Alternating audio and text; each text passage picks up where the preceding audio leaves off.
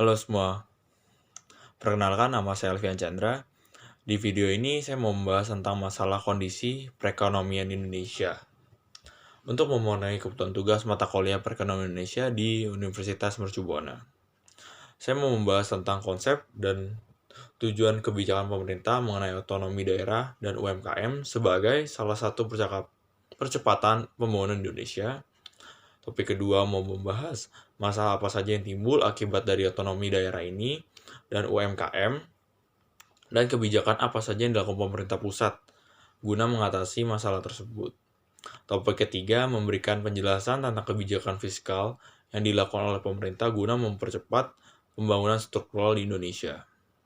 Topik kelima mau membahas tentang identifikasi tentang tantangan dan hambatan di masa yang akan datang, dan apa solusi dari Anda sebagai sumber daya manusia yang berada dalam persaingan global saat ini. Kita bahas topik pertama dulu. Konsep dan tujuan dari kebijakan pemerintah mengenai otonomi daerah dan UMKM sebagai salah satu percepatan pembangunan di Indonesia. Tujuan dari otonomi daerah menurut Undang-Undang Nomor 32 Tahun 2004 tentang Pemerintahan Daerah, Pasal 2 Ayat 3 menyebutkan bahwa tujuan otonomi daerah ialah menjalankan otonomi yang seluas-luasnya, kecuali urusan pemerintahan yang memang menjadi urusan pemerintah, dan tujuan untuk meningkatkan kesejahteraan masyarakat, pelayanan umum, dan daya saing daerah. Dengan adanya otonomi daerah, diharapkan ada peningkatan pelayanan umum serta maksimal dari lembaga pemerintah di masing-masing daerah. Dengan pelayanan yang maksimal tersebut diharapkan masyarakat dapat merasakan secara langsung manfaat dari otonomi daerah. Tujuan utama dikeluarkannya kebijakan otonomi daerah, yaitu membebaskan pemerintah pusat dari berbagai beban dan menangani urusan suatu daerah yang bisa menjadi serahkan kepada kepala daerah. Oleh karena pemerintah pusat memiliki kesempatan untuk mempelajari, merespon, dan memahami berbagai cenderungan global dan menyeluruh serta dapat mengambil manfaat daripadanya. Pemerintah pusat diharap lebih mampu berkonsentrasi dalam perumusan kebijakan makro atau luas yang sifatnya umum dan lebih mendasar. Juga dengan apa adanya desentralisasi daerah dapat mengalami proses pemberdayaan yang lebih optimal, sehingga kemampuan prakarsa dan kreativitas pemerintah daerah akan terpacu dan dalam mengatasi masalah yang terjadi di daerahnya semakin kuat. Tujuan lain dari kebijakan otonomi daerah antara lain memberdayakan masyarakat, meningkatkan peran serta masyarakat, mengembangkan peran dan fungsi DPRD, juga memelihara hubungan baik antara pemerintah pusat dengan pemerintah daerah.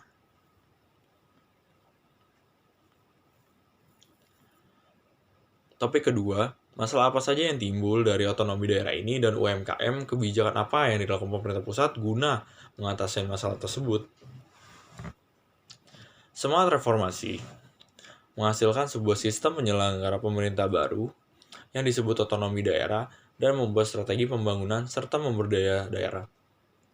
Sesuai dengan perkembangan dan kondisi masyarakat Indonesia saat ini yang sedang berjalan dalam rangka mengembangkan demonstrasi dari berbagai segi, strategi ini diterapkan sebagai counter terhadap terjadinya krisis Indonesia dan kebijakan yang kemudian berimbas pada pergantian kekuasaan politik Indonesia. Otonomi daerah dan permasalahannya telah menjadi wacana dan yang berkembang seiring dengan pelaksanaan otonomi daerah Indonesia. Otonomi daerah memang adalah suatu gagasan ideal bagi negara Republik Indonesia. Namun bukan berarti konsep tersebut dapat diimplementasikan begitu saja tanpa celah dan kekurangan. Pelaksanaan otonomi daerah dan permasalahannya hingga saat ini masih menjadi kajian bagi kalangan akademis dan praktisi pemerintah. Oleh karena negara kita saat ini memang masih terus mencari bentuk yang paling tepat dalam upaya mencerdakan masyarakat Indonesia.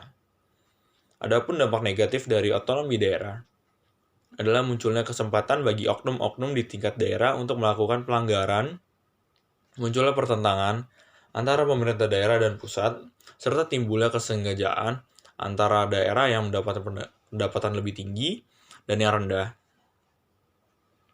Bisa dilihat bahwa masing-masing permasalahan yang mengiringi berjalannya otonomi daerah di Indonesia, permasalahan ini tentu harus dicari solusi dan penyelesaiannya agar tujuan awal dan maupun cita-cita luhur dari otonomi daerah dapat tercapai dan terwujud dengan baik. Bisa menempuh jalan alternatif selain identifikasi pungutan yang cenderung membebani masyarakat dan menjadi disinsentif bagi perekonomian Indonesia, yaitu efisiensi anggaran dan revitalisasi perusahaan daerah. Upaya revitalisasi perusahaan daerah pun kurang mendapatkan porsi yang memadai karena kurang sifatnya kewirausahaan pemerintah. Pemerintah juga seharusnya merevisi UU yang dipandang dapat menimbulkan masalah baru. Di bawah ini penulis merangkum solusi untuk dikeluarkan dari masalah otonomi daerah tanpa harus mengembalikan pada desentralisasi. Jika pemerintah dan masyarakat bersinergi mengatasi masalah tersebut.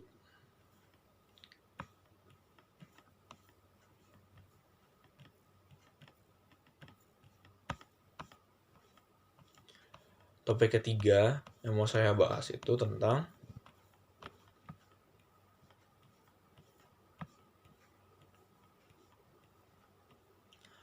berikan penjelasan tentang kebijakan fiskal yang dilakukan oleh pemerintah guna mempercepat pembangunan struktural di Indonesia. Target lain adalah berkelanjutan fiskal yang membaik. Dengan defisit anggaran sebesar 2,1% dari PDB, pemerintah juga akan terus memprioritaskan percepatan pembangunan infrastruktur dan peningkatan daya saing industri dan menjadikan Indonesia sebagai tujuan pariwisata dunia. Selain itu, pemerintah akan lebih konsisten dalam meningkatkan kompetensi dunia kerja, serta revitalisasi sistem pendidikan dan pelatihan vokasi berbasis kebutuhan industri dan dunia usaha. Kebijakan fiskal adalah penyesuaian dalam pendapatan dan pengeluaran pemerintah seperti yang sudah ditetapkan anggaran, pendapatan dan belanja negara (APBN). Hal ini untuk mencapai kestabilan ekonomi yang lebih baik dan pembangunan ekonomi serta sesuai rencana pembangunan yang sudah diterapkan pemerintah. Kebijakan fiskal adalah selalu berubah-ubah tiap tahun, menyesuaikan keadaan ekonomi dan rencana pembangunan yang saat ini tengah dilakukan pemerintah. Terdapat beberapa contoh kebijakan fiskal yang sudah pernah diberlakukan pemerintah, antara lain insentif pajak selama pandemi COVID-19, meningkatkan anggaran untuk penanganan COVID-19, peningkatan anggaran ini membuat kebutuhan dana semakin tinggi. Di sisi lain, pemerintah juga mengalami penyusutan pendapatan. Oleh karenanya, untuk membiayai defisit anggaran ini, pemerintah akan makin rajin menarik utang. Kesimpulannya, kebijakan fiskal adalah kebijakan yang berkaitan dengan pasar barang, jasa. Ada beberapa contoh kebijakan fiskal di Indonesia. Instrumen kebijakan fiskal adalah pajak, pengeluaran belanja negara, dan obligasi. Tujuan kebijakan fiskal untuk menstabilkan ekonomi negara. Topik yang keempat, kaitkanlah hubungan kebijakan percepatan pembangunan tersebut bagi peran Indonesia dalam menghadapi globalisasi ekonomi. Globalisasi di bidang ekonomi telah mendorong munculnya perdagangan berbagai bebas lintas. Perdagangan bebas adalah suatu situasi di mana arus lalu lintas barang, jasa, dan manusia dari dan ke suatu negara di dunia ini tidak mengalami hambatan yang berarti bebas. Keadaan seperti ini akan menimbulkan peluang dan ancaman bagi bangsa Indonesia. Peluang itu berupa makin mudah barang dan jasa produksi Indonesia untuk memasuki pasar luar negeri. Hambatannya, tarif non-kuota atau sebagainya bagi berbagai produk Indonesia ke negara lain akan semakin hilang atau tidak berarti lagi. Demikian pula halnya dengan tenaga kerja Indonesia. Mereka akan dapat bekerja dengan mudah di negeri asing tanpa hambatan peraturan imigrasi yang berarti, namun di sisi lain, keadaan ini juga menimbulkan ancaman bagi Indonesia.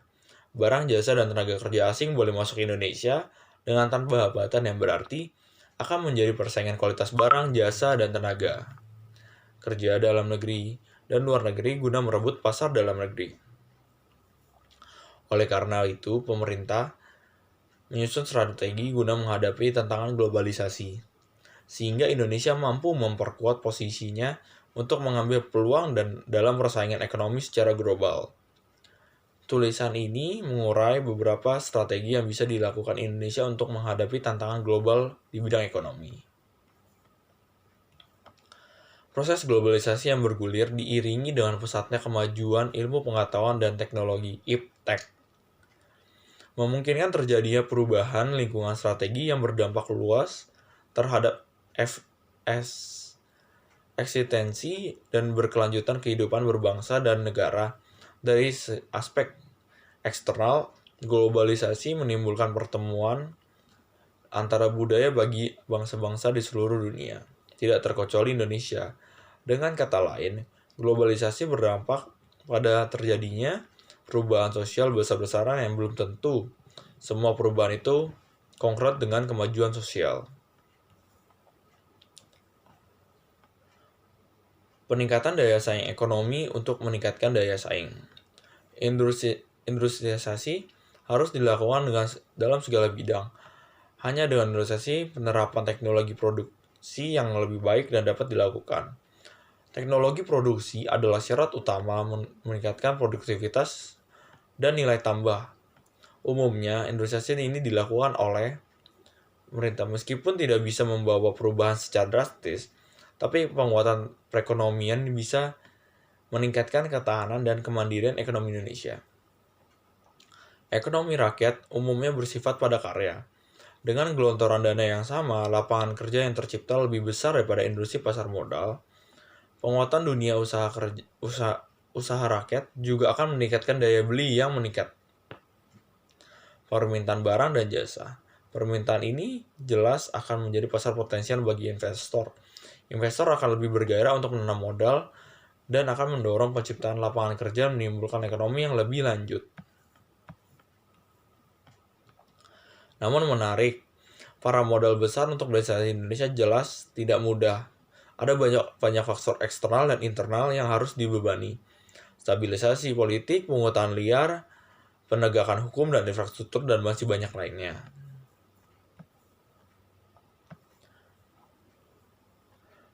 Perkembangan globalisasi adalah di bidang ekonomi. Oleh karena ini, merekomendasikan strategi yang mendesak untuk segera dilakukan dalam bidang ekonomi ada 5 hal. Peningkatan daya saing ekonomi, peningkatan laju ekspor, memperdayakan UMKM, memperbaiki infrastruktur, dan 5 ketahanan ekonomi. Lanjut, saya mau membahas tentang topik kelima, identifikasi tantangan dan hambatan di masa yang akan datang, dan apa solusi dari saya sebagai sumber daya manusia yang berada di dalam persaingan global saat ini. Perubahan ini disebabkan oleh digitalisasi pada dunia bisnis mendorong sumber daya manusia untuk terus berubah. Bahkan pekerjaan yang dianggap penting bisa hilang dalam 3 tahun atau 5 tahun ke depan.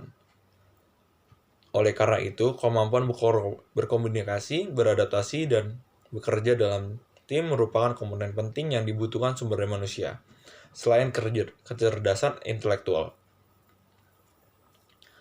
Komponen penting itulah yang harus dimiliki oleh sumber daya manusia saat ini dan di masa depan. Penduduk Indonesia yang berjumlah lebih besar menjadi modal pembangunan bila memiliki kualitas yang memadai. Hal ini mengacu pada konsep bahwa manusia merupakan pelaku pelaksana penikmat pembangunan. Artinya, dengan kualitas penduduk yang rendah, maka manusia akan lebih banyak berperan sebagai penikmat dan kurang berperan sebagai pelaku dan pelaksana pembangun. Untuk menghadapi tantangan perubahan yang besar tersebut, tak ada cara lain bagi bangsa Indonesia untuk bersaing dengan negara-negara lain dalam penguasaan informasi, teknologi, dan pasar internasional. Cara yang sederhana akan tetapi sukar dan butuh waktu untuk dilakukan untuk mengubah secara mendasar sumber daya manusia Indonesia dengan mengubah potensi yang rendah menjadi sumber daya manusia yang berkualitas tinggi. Untuk mencapai tingkat seperti itu, tentu saja kerja keras yang diperlukan, sebab sumber daya berkualitas tersebut harus mencakup sumber daya manusia yang mampu menyerap informasi dan teknologi maju, serta memiliki etos kerja dan mental bersaing yang sehat. Langkah kemudian adalah menciptakan kesempatan kerja yang sesuai dengan kualitas tersebut. Mungkin itu saja dari saya. Sekian dan terima kasih.